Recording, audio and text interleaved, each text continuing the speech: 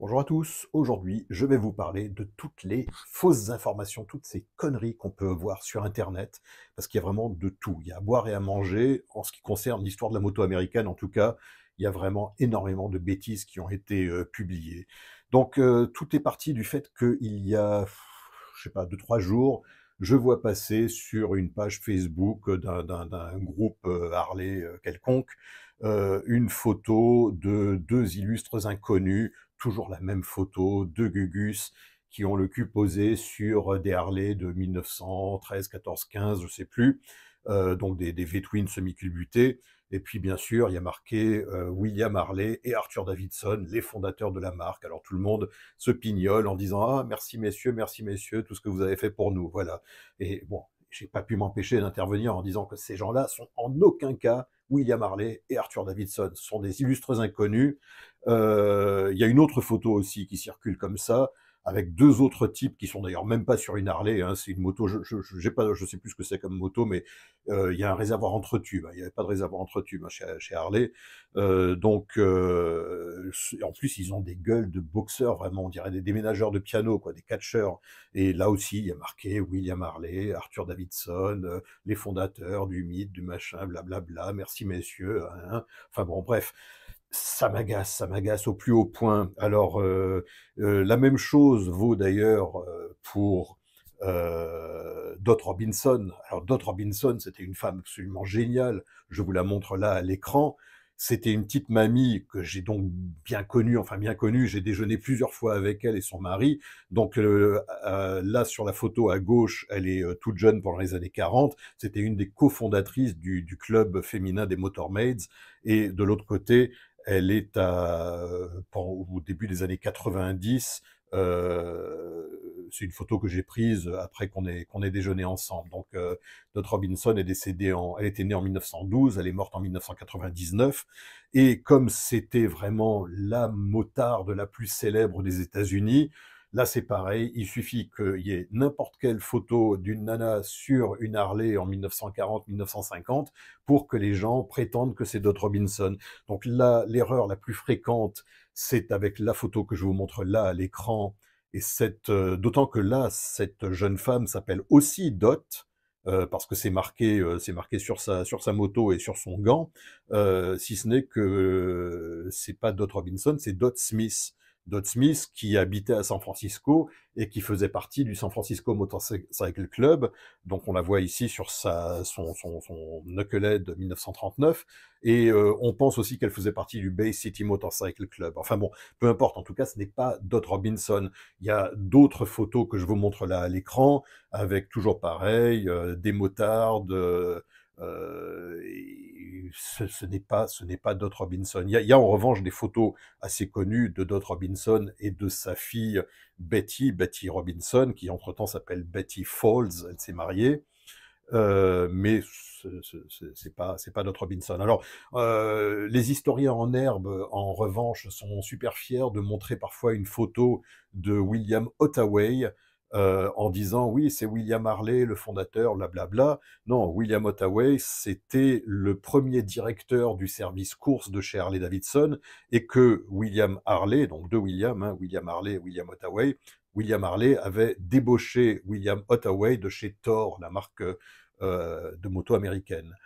Voilà, donc ça c'est pour les quelques images qui sont mal interprétées sur Internet, mais bon, ça circule, ça fait des années que ça circule. J'avais fait un article il y a quelques années justement qui s'intitulait Faut pas croire.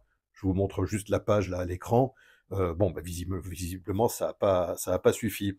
Et alors, autre chose, hier, je discutais avec un de mes amis américains qui n'est absolument pas intéressé par l'univers de la moto. En revanche, c'est un véritable geek, quoi. Le gars a bossé à la Silicon Valley, il a bossé pour Apple. C'est vraiment une grosse tronche en ce qui concerne tout ce qui est tous les domaines informatiques. Et il me dit ah bah tiens, hein, j'ai vu que t'as une chaîne YouTube. Comment est-ce que tu t'y prends pour faire tes historiques, préparer ci, préparer ça? Est-ce que tu utilises l'intelligence artificielle? Je dis, comment ça, l'intelligence Il me dit, ouais, ChatGPT, là, tu leur demandes pas. Je lui dis, oh là là, non, surtout pas cette connerie-là, mais je veux même pas en entendre parler de ça. Ah, il me dit, pourtant, c'est un super outil. Je lui dis, écoute, je t'explique un truc. Il y a quelques mois de ça, j'ai voulu tester ChatGPT. Donc, je me suis dit, tiens, je vais lui rentrer le nom d'un pilote, un vieux pilote de course. Oh, je vais pas faire trop facile quand même, hein. Je vais pas lui demander qui était Joe Petrali, par exemple, hein. Bon, ça, il suffit d'aller sur Wikipédia et puis t'as toute sa vie qui est étalée. Je me suis dit, bon, allez, on va corser un peu le truc. Qui était Ray Weishar? Alors, ChatGPT me répond en français, hein. Ray Weissar était un pilote de moto, gna gna gna, Harley-Davidson. Je me suis dit, tiens, ça commence pas mal, quoi. C'est bien, ouais. Qui est mort d'un accident de la route à Daytona en, je sais plus, 1918 ou je sais pas quoi. Je dis, ben non, il est pas mort en 1918, il est mort en 1924. ChatGPT me répond, ah oui, excusez-moi, après vérification, il s'avère que vous avez raison, Ray Weissar était donc un pilote, blablabla, qui est pas mort en 1918, mais qui est mort d'un accident de la route à Daytona en 1924. Je dis, ben non, il n'est pas mort d'un accident de la route, il est mort d'un accident de course, pendant une course. ChatGPT me répond, ah ben oui, vous avez raison, après vérification, parce qu'il vérifie à chaque fois, je ne sais pas où, mais en tout cas, il vérifie, hein. Oui, vous avez raison, il n'est pas mort d'un accident de la route, mais d'un accident en course à Daytona en 1924. Je dis, ben non, manque de bol, il n'est pas mort à Daytona, il est mort à Los Angeles.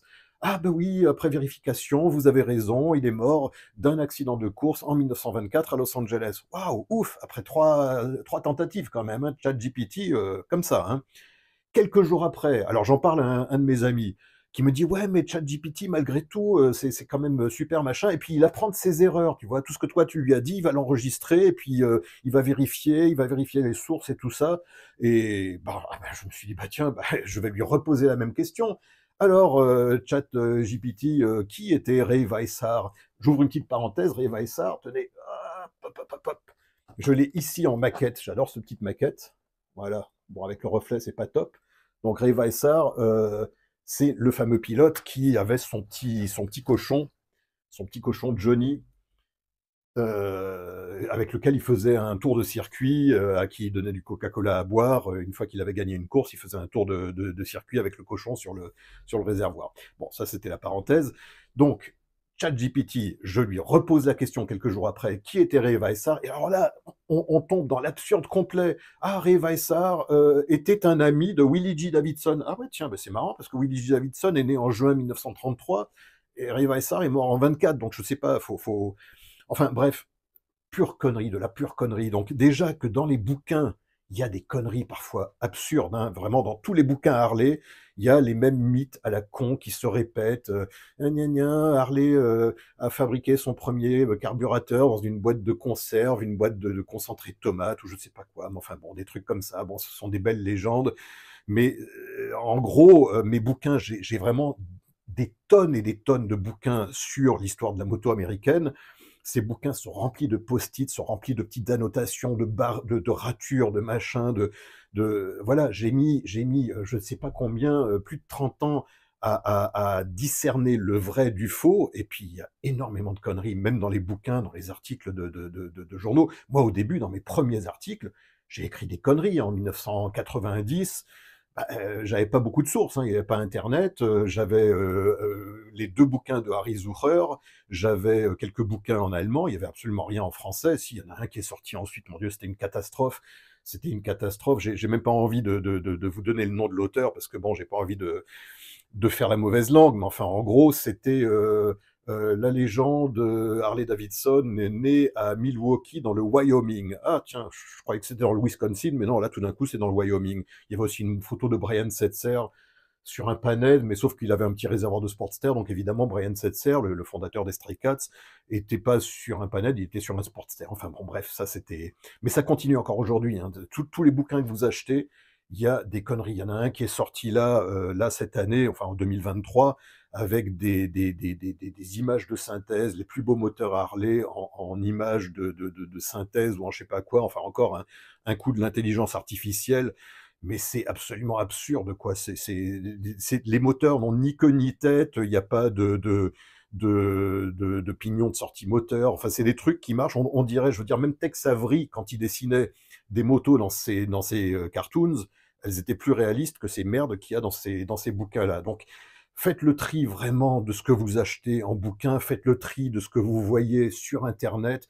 Ne croyez pas tout en bloc, faites des recherches et puis voilà, posez-vous toujours la question de savoir si les gens qui vous racontent de telle ou telle chose ont inventé, ont répété ce qu'ils ont entendu ailleurs ou s'ils ont fait un minimum de recherche. Et j'ai cette petite prétention de dire que, bon, ben voilà, j'ai fait plus de 30 ans de recherche, donc en général, il peut m'arriver de me tromper. Hein. Je me suis trompé, tiens, d'ailleurs, dans une vidéo que j'ai fait sur Clark Gable, à un moment, je vous dis, tiens, Clark Gable, sur un Knucklehead, en fait, il était sur un Big Twin Flathead, j'ai pas fait gaffe, je me suis planté. Voilà, ça peut arriver, mais en général, je fais vraiment, vraiment super attention de pas raconter de conneries. Voilà, donc c'était tout, c'était mon petit coup de gueule de la journée. Allez, je vous laisse, à bientôt, ciao.